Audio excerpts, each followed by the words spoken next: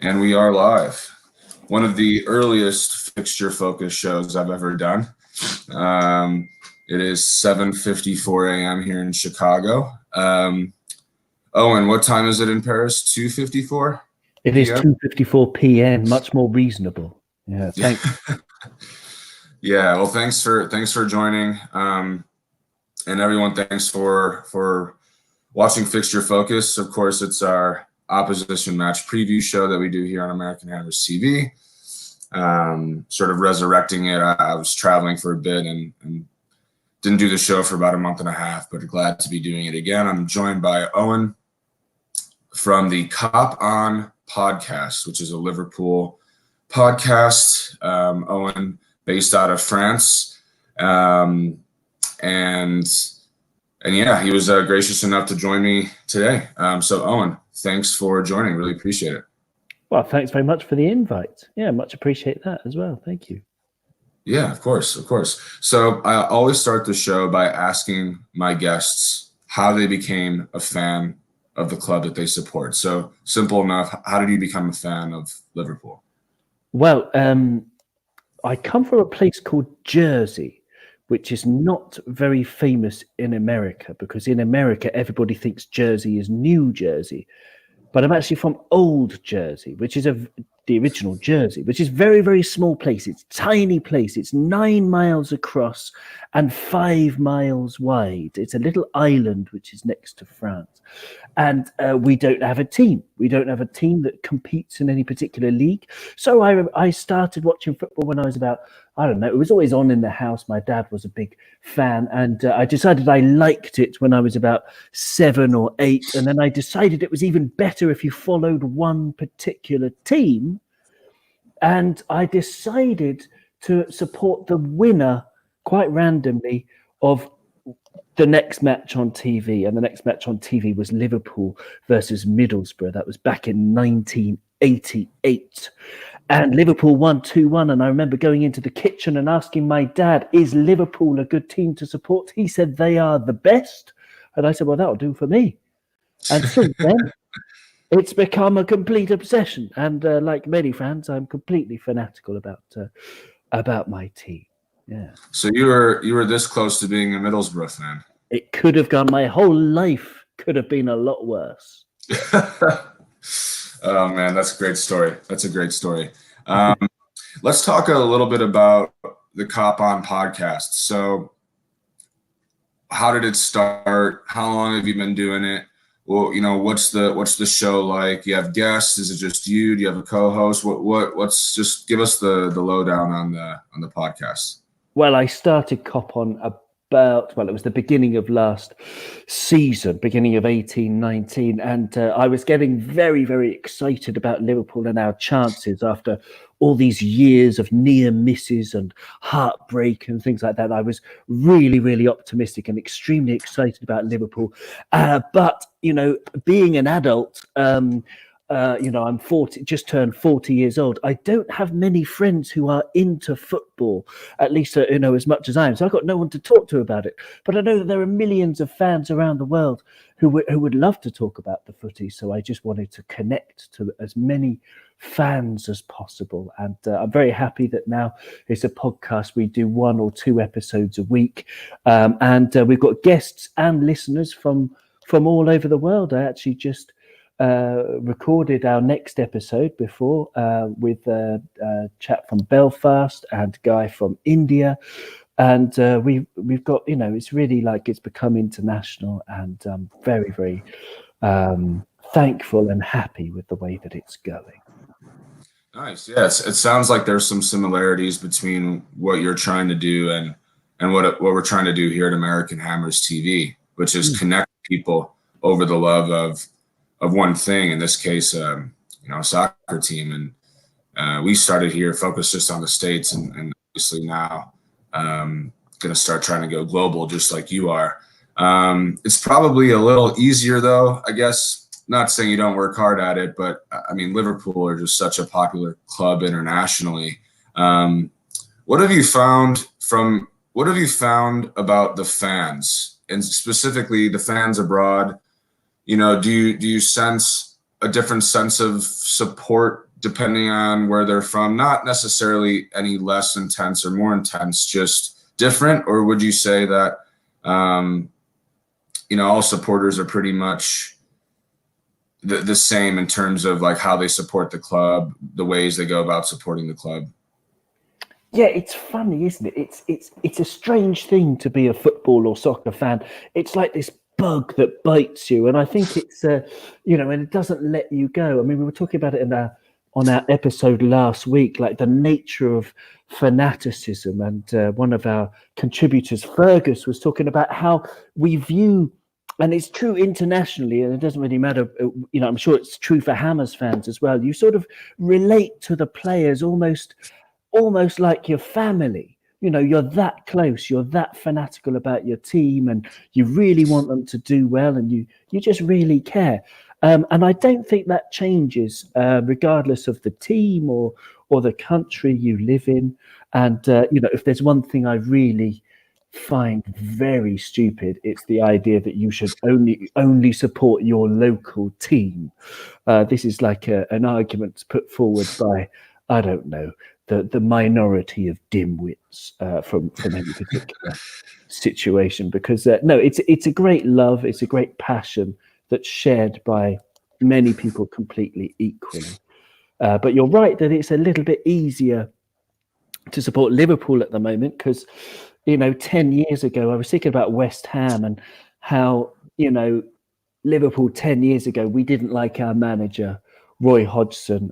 We played very negative football under him, and at that time we hated our owners, and we almost went into administration 10 years ago. So I can feel a little bit of the Hammers' pain a little bit at the moment. But for Liverpool now, it's all harmony and light across the world. So pretty much anyone you speak to who's a Liverpool fan, I mean, it just wants to enthuse about everything, really. Yeah. It's been a beautiful season for Liverpool, and let's pivot to the club. So obviously, you guys had a great season last year. I think any other year, maybe not the year before last year when Manchester City got 100 points, but pretty much any other year you guys win the league. And it actually took, I think City had to win their last 14 matches last year in order to trump you guys in the final table. But a great year nonetheless. Obviously, a European championship to go along with it. But I'm curious as to what your expectations were heading into this season. Obviously, you had pretty much the same team as you did last year, European champions. But I'm assuming that the ultimate goal was a league championship. And was it essentially PL title or bust? What were your thoughts heading into the season? I get quite nervous about certain things. Like, I knew we were brilliant, but normally, if you look historically at teams that don't strengthen in the summer, they normally do worse than the year before. So I was hoping that wasn't the case, and I know that this Liverpool team is quite unique. But riding the crest of that wave, the most significant match. I mean, it sounds a little bit perhaps obvious, but the most significant match of Jurgen Klopp's tenure was the Champions League final. I mean, had we lost that, which was entirely possible, of course, anyone can lose one match of football, the whole summer and what my thoughts going into this season would have been completely different. And, all around the whole story, the circus around Liverpool in media and social media, and everybody across the world would have been thinking, Liverpool perennial second places, they got nothing to show, another final that they lost, another final that Jurgen Klopp lost, because it would have been seventh in a row. That changed everything, because the thing that tempered the fact that we hadn't signed anyone was the fact that we were European champions, and that I thought that would have given everybody a boost and given everybody just that extra little bit of belief And I think top level sports is all about belief and mentality. And so I thought we would do well. I didn't think Manchester City would relatively plummet off the cliff as relatively for sure. Yeah, I mean, they're still a good team. Yeah, I mean, they're still brilliant. But I was just looking before, at this point, after 26 games last year, they were on 65 points, and now they're on, I think it's 54 or something, 54, 52 maybe points. Yeah, sorry, 54 points they're on now. So they're 11 points worse off already. So that's been a shock. It hasn't been a shock that Liverpool have continued to be brilliant. It's been a pleasant surprise just how brilliant we've been. In that, it's ridiculous. And then I wanted to ask you. So obviously, you knew you had a good squad coming in. Expectations were high. Probably the best chance to win a Premier League title that Liverpool have had in quite some time. But again, like you alluded to, the season has just gone, I mean, nearly perfectly. No? Well, in any season in history, I would take a point at Old Trafford. And the fact we got a point there, I think that's a good result. And then we've played 25 other matches and we've won 25. I'm scratching my head. I didn't mean to scratch my head. That's just a natural reaction, because it's something that I think we won't fully realise for a couple of years as Liverpool fans, just how. I mean, we're all sort of in the clouds of this like amazing run that we've been on, and it's hard to process, but in the best way possible. We're so happy about it. Yeah, I mean, so I guess my question then is, so you're in the FA Cup still, Champions League, tough loss to Atletico, but still in the tie, absolutely still in the tie, and I think we can all say that you guys are going to win the league. So that box is checked. What is the expectation, though? Is there when you sit here now, are there any more expectations beyond simply winning the league? Because again, you're in 3 competitions. You could pull off the treble similar to United in '99. You do have that big 0 in the third column, 0 losses. Could be the best team ever. Could surpass the 100-point total that City set a couple years. I mean, there's still, the league is pretty much wrapped up. There's still a lot to play for. Given all that, what are your expectations for the rest of the season, the last couple months? I try not to have too many expectations. I mean, going into this season, going into any season in the last 30 years, to win the league is the number one priority. And we've failed every single time until this year, where, we only need 5 more wins to win it. So it's pretty much done. I'm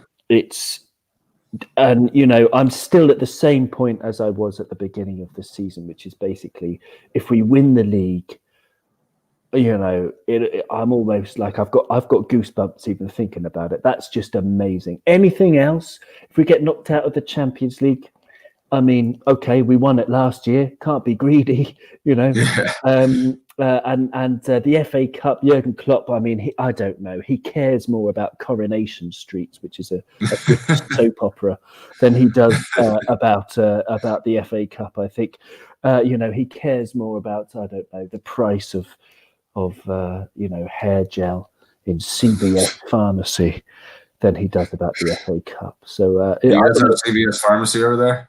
No, I don't know. I was trying to be culturally sensitive. It's a good one. But, there you go. Anything else is just a bonus. I mean, the FA Cup, I like the FA Cup. I would love to win it. I love the fact that we've got the chance of being invincible, but I don't mind. It doesn't matter to me one jot just to see finally the league trophy at Anfield. It's literally a dream come true. So it's just league title, don't be greedy, haven't done it for 30 years. I'm fine with that. That's exactly. Yeah. I think that's a great mindset to have, to be grateful that you're going to get something that you haven't gotten in 30 years. That used to be, in a way, Liverpool's right to win. They won so many in the 70s and 80s. Mm-hmm. To not win it there are a lot of fans that haven't even seen a Liverpool victory in the league. So congratulations to you and all Liverpool supporters, because it truly has been, you guys have gotten lucky here and there, but I think every champion, every great team, you need a little luck on your side, right? You need those bounces. The first thing that comes to mind is I believe it was Dean Henderson in goal. United Loney helped you guys out a little bit. He's been absolutely perfect. Has been sublime this season, except for that little mistake, and helped you guys get the 3 points. So little things like that. But at the same time, you guys are currently 22 points out of City with a game in hand. That really doesn't matter. You guys fully deserve it. So. Yeah, I don't think we've been that lucky, though. I mean, yes, you're absolutely right. That Dean Henderson spill, that was Genie Wijnaldum's shot, and it was a clanger, as we say. It was a howler. It was a goalkeeping mistake that normally he would never make. Do that shot 10,000 times, he won't make that mistake again. Yeah, he's been great this year. But apart from that, I don't know how lucky we've been. Now, I was listening to a brilliant podcast called Stats Bomb, which everyone should listen to. And the presenters, they're not Liverpool fans, and they were saying that all of the stats say that Liverpool have been completely lucky. But most of that is based on an underestimation of the brilliance of Alisson Becker in goal. Because he has faced, I think it's 47 shots on goal this season. So that's after that teams have beaten the defence, and that he's faced 47 shots on goal, and he's saved 41 of them. And I don't think that's luck. The stats will tell you it's luck because it's XG, and I don't think it's luck. I just think we've got the best keeper in the world. And I think it's that. I mean, yes, we have been lucky here and there, but it's actually quite rare to find a lucky Liverpool win, I think. So staying on the topic of keepers, I do agree with you on Alisson. I think he is the best keeper in the world, but I do want to bring up one man named Adrian, a former West Ham player, a West Ham fan favorite. He was forced to really kick on his Liverpool career very early. I believe it was the first match of the season where he had to come on due to injury from Alisson. And so he has played a significant role. I think you've seen the best of Adrian. He's one of the best in terms of just reflex saves. I think his reaction is really second to none. It's quite impressive. However, the thing that has prevented him from being that great keeper, he's a good keeper, but preventing him from being a great keeper has been that he's always had that mistake in him. And I think he's shown it a couple times. But overall, what have your thoughts been on Adrian as a Liverpool player? Love him. Absolutely love him. I haven't really seen any mistakes from him. He's been pretty much flawless in his 8 games. I was just curious as to how West Ham let him go, because his distribution is great. As you said, his reactions. I think he was the 5th best goalkeeper in the league for save percentage, either the season before last or something, because he didn't play much last season. I'm not quite sure what his situation was at West Ham, but I mean, he, for the 8 games he played, he won the Super Cup, of course, but saving a penalty, and he will deserve his Premier League medal as much as anybody in the team. Apparently, behind the scenes, as you say, he was a fan favourite. He's a fan favourite at Liverpool now. Apparently, behind the scenes in the dressing room, he's very vocal. He's very encouraging, and when he gets on the pitch, he's there. He's communicative, and after many years of Simon Mignolet. And we had latter-day Pepe Reina, who was nothing like the beginning of his, where he was brilliant in his first few years for Liverpool, but far from brilliant in this last. And then we had Loris Karius, who had that unfortunate disaster in the Champions League final. So we've had, dodgy keepers for ages. And then, to get Adrian as a number two, I don't know any other team in the world with a better number two. I mean, Adrian has been the perfect choice. Yeah. And we have some comments here too. V. Cooney says that he can score a pen as well. Very famous West Ham moment where he actually sent us to the fourth round. I think he sent us to the fourth or the fifth round of the FA Cup. I think 6 or 7 years ago versus Everton. He famously threw his gloves to the ground right before he went up for the kick. It's a West Ham legendary moment. But I do agree that like I said, Adrian was a fan favorite, and in terms of his situation at West Ham, we brought in Lucas Fabianski, who has been also last season especially. I think he was, in my opinion, last season, you could argue he was the best keeper, at least most valuable, just given the amount of shots that he did face and the amount of times that he did keep us in games. I think you could argue between him, him and Emerson and Allison being, but I think he was up there with those guys. This year he's been hurt, hasn't been himself, and we're missing Adrian. We're missing Adrian a lot. I think he wanted first team football, yet I'm assuming when Liverpool comes calling, you sort of answer the bell, and I think he realized an opportunity to win. But we wish him all the best. He's certainly, I think, wanted to stay at West Ham if the price was right, but. All power to him. Definitely a fan of Adrian. Now, I do want to. You guys have such a good squad, but I do want to get your opinion on maybe the one or two things or items or part of the squad that have really allowed you guys to be nearly perfect this year. What has been the one or two major keys to Liverpool's success? That's a really good. There's a lot to choose from, right? Yeah, I mean it's a wonderful position to be in to say, that I have to think about that because to isolate anything. I suppose that's the key. It's the team. I mean that's something that might be an obvious answer, but the way that we play as a team, it goes way beyond each individual player. When Gomez was injured, for example, Joel Matip came in. I rate Matip. I think he's an excellent player, but then he got injured as well, as is his want.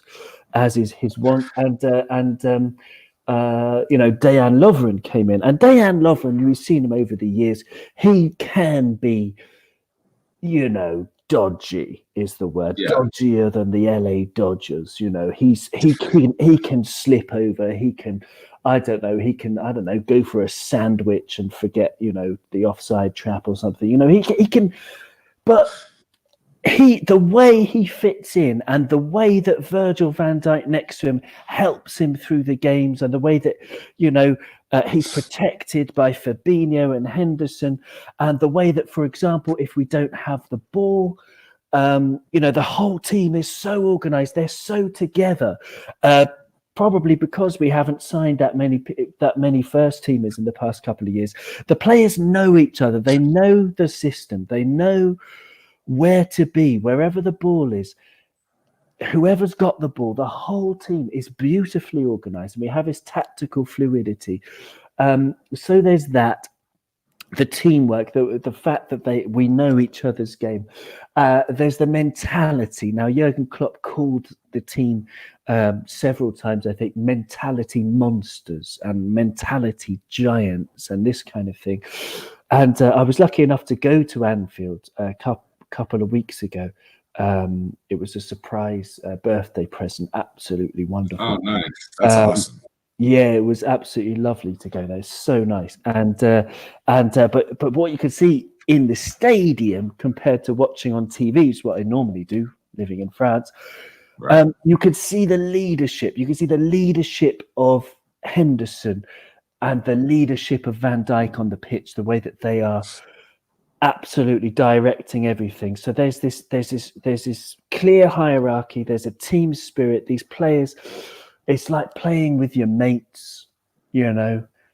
And those two things, the teamwork and the relentlessness of the spirit, the tenacity of the spirit, those two things, and Alisson Becker. You mentioned Klopp. He came in the 2015-16 season. I actually think I think Brendan Rodgers may have gotten sacked after we beat you guys at Anfield 3-0. I can't quite remember, but if not right after that match, very closely after. We dominated you guys. It was our first win at Anfield in 50-something years. Anyways, he comes in, so it's been what, essentially 4 seasons. And what he's done is he's transformed a Liverpool squad that was on the fringes of even making the Champions League to being the best team in the world. How has he done it? Well, it was overnight, pretty much. I mean, obviously we weren't close to winning the league at that point, but the change overnight was incredible. We got to 2 cup finals that year. Mm-hmm. Before then, yes, it was actually the game after we lost to you guys. We drew 1-1 with Everton, and you can lose to West Ham, no problem. But if you draw with Everton, see you later. The board has no sympathy.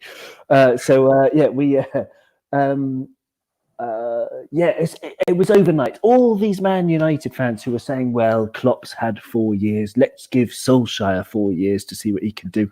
I really hope that's true, because Solskjaer, sorry to bring up Man United, but it's a good comparison, because he took over. There was an overnight change, and suddenly, in the 13 games after Solskjaer came in, the team came together, everybody was fighting for each other. But then, since those first 13 games, Man United's form has been, relatively awful.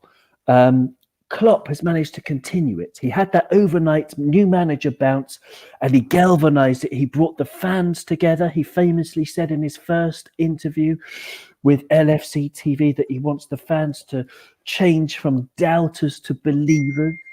And he's brought the fans along on this big ride, and everybody's together. Liverpool's great manager who built the club really from the 50s and 60s was Bill Shankly. And he said there's a holy trinity of the manager, the fans, and the players. And if you have the holy trinity working in unison, all together, then you have a chance, and on the pitch, and the manager's happy, and it's all happy, it's paradise as a Liverpool fan. Yeah, I will say the fans is definitely something that I've noticed. Obviously, it helps when you win, and you win a lot. Mm-hmm. But that's just an interesting point you bring up. I know. I obviously have not had the privilege to visit Anfield. I hope I do one day, and I'm glad that they continue to renovate Anfield and aren't thinking about ever building a new stadium, so I can actually have an opportunity to go. But every time I watch a match on TV, I mean, it's another level. Even just in the volume on the TV, you can just tell the fans are at another level.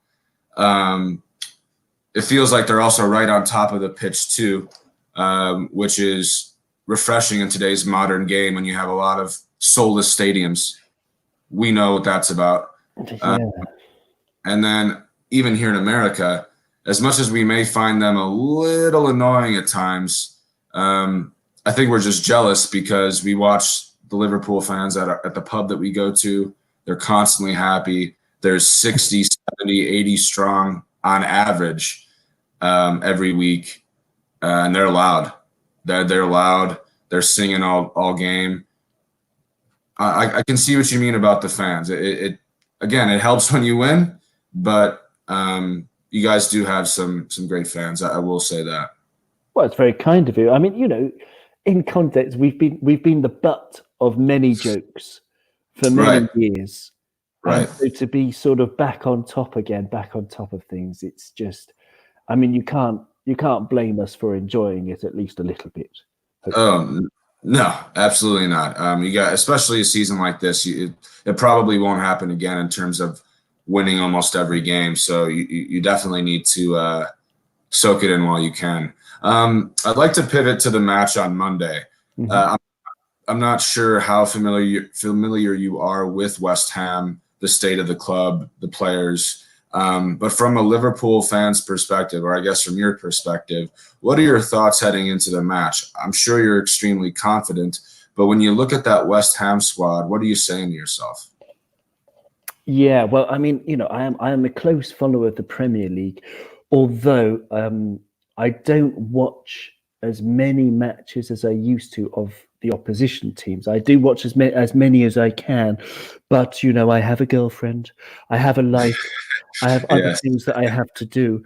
Although, you know, my dream job would just be to get paid to watch these kind of things because I'm very happy to watch as many matches as I can. I've seen West Ham quite a few times. I think, you know, my opinion on West Ham in general. I mean, your form is really bad. You know, speaking of the Holy Trinity, you don't have much of it. I mean, it seems like everything is disjointed, and that comes, I think, from the owners from the top. You know, they've made some terrible decisions, and it's almost like they're almost against the fans in some way by appointing David Moyes again. But when I look at your team, when I look at your squad, if I look, for example, at the last match against Manchester City, there are several things that just leap out at me as like, what are you doing, David Moyes? Because you know Yes. he left Haller on the bench, Mhm. Lanzini on the bench, Owen. Felipe Anderson on the bench. Yeah, and you know these are excellent players, and That's 120 million pounds on the bench. yeah, and rule number one of management: get your best players on the pitch. You know, find a way of making a system, but he's a negative coach. I mean, it's only been less than a month since Liverpool visited your stadium, and at home, Moyes set up in a 5-4-1 against Liverpool. And I know it's Liverpool, and you know we're the best team at the moment, best team in the league, maybe best team in Europe. Blah blah blah. No, you But are. I think you are. But okay, well, thank you.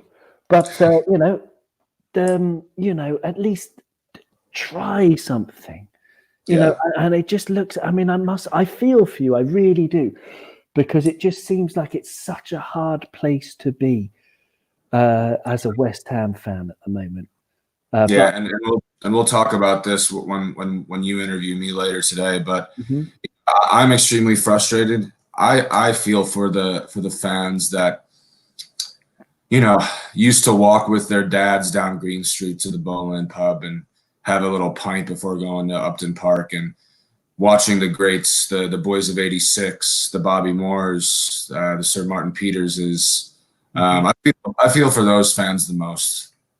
Yeah, I think absolutely. it's because I have something similar here. I'm a Chicago Cubs fan, Okay. and for anyone that knows Major League Baseball, the Cubs fans have been the longest suffering fans. We did win a championship in 2016, but it was 108 years before that we hadn't won. I mean, sliced bread hadn't been invented yet.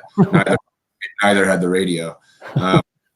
And I grew up with my dad walking me down Clark to the intersection of Clark and Addison Street, and seeing the welcome to Wrigley Field sign. And I could only imagine if the Cubs, albeit it's a different situation, if they changed stadiums. They were thinking about changing stadiums a while back. And I feel for those fans. I feel for those fans not having owners that care about them. You mentioned something, the owners against the fans.